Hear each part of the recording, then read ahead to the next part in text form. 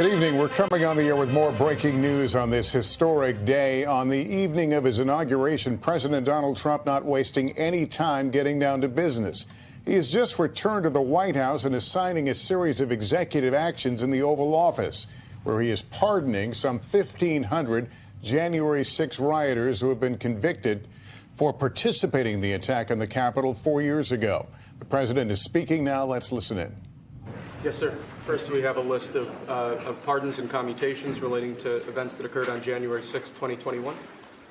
Okay, and how many people is this? I think this order will apply to approximately 1,500 people, sir. So this is January 6th. These are the hostages. Approximately 1,500 for a pardon. Yes. Full pardon. Full pardon or commutations? Full pardon. We have about 6 commutations in there where we're doing further research. Nice to see you again.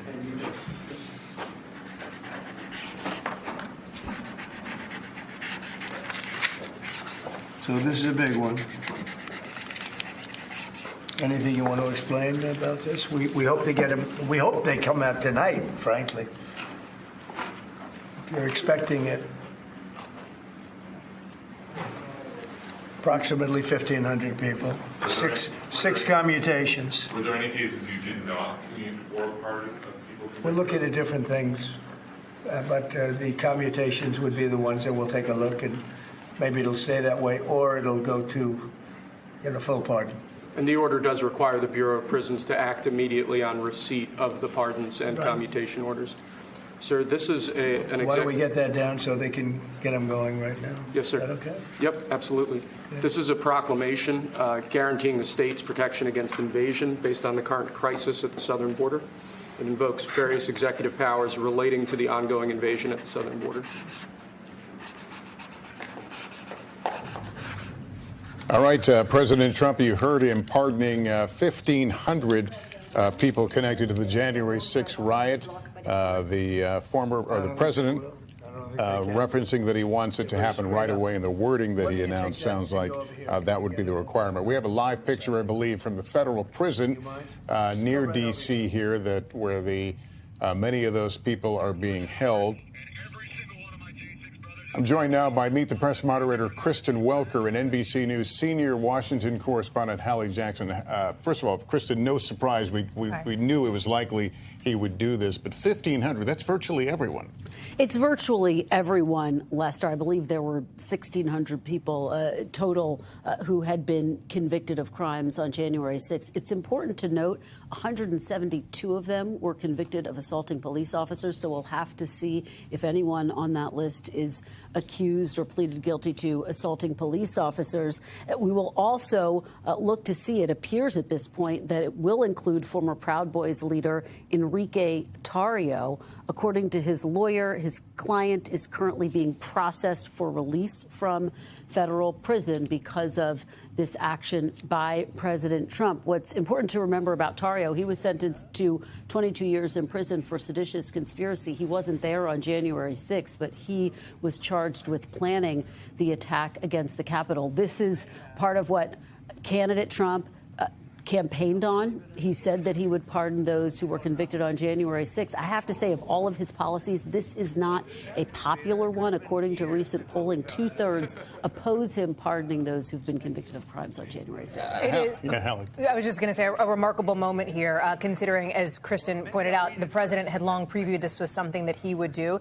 Remember that and just to use Enrique Tarrio as an example, during that trial, his attorney essentially pinned the blame for this on President Donald Trump for suggesting that his supporters go to the Capitol. And so you saw that happen. You saw that play out. And now here you have the president conducting these pardons. And we should note, he said about 6 commutations. That, of course, means that your sentence goes away, right? So you're released from imprisonment or incarceration, but the conviction remains. A pardon essentially wipes the slate clean. We're also, I should just point out, seeing another rather interesting moment where it sounded like a reporter asked President Trump if former President Biden had left him a letter, as is tradition in the Oval Office. And right there, the president said he wasn't sure, opened the drawer, and there's the letter. So there is still a lot of activity, a lot of action tonight. And these January 6th pardons, very significant for the scope and the scale. There had been a question mark as to how many pardons or commutations he would issue. We now have an answer, although we are looking to see the paperwork for more specifics. All right, let me turn to NBC News senior legal correspondent Laura Jarrett.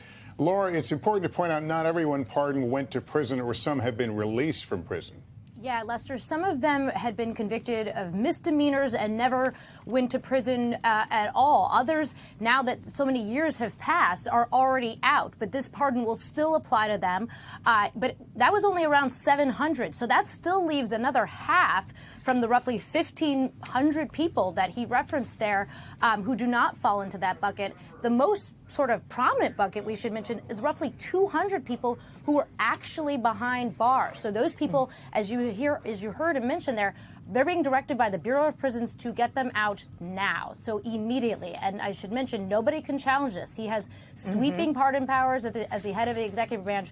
There is nothing anyone can do to stop these individuals from getting out of prison today, Lester. Yeah, that was my follow-up question. Was there's no appeal process here?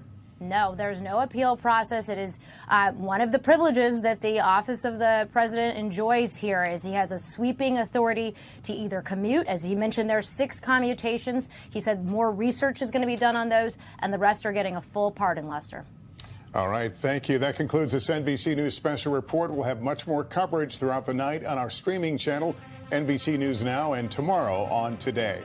Thank you for watching. I'm Lester Holt. Good night. Thanks for watching. Stay updated about breaking news and top stories on the NBC News app or follow us on social media.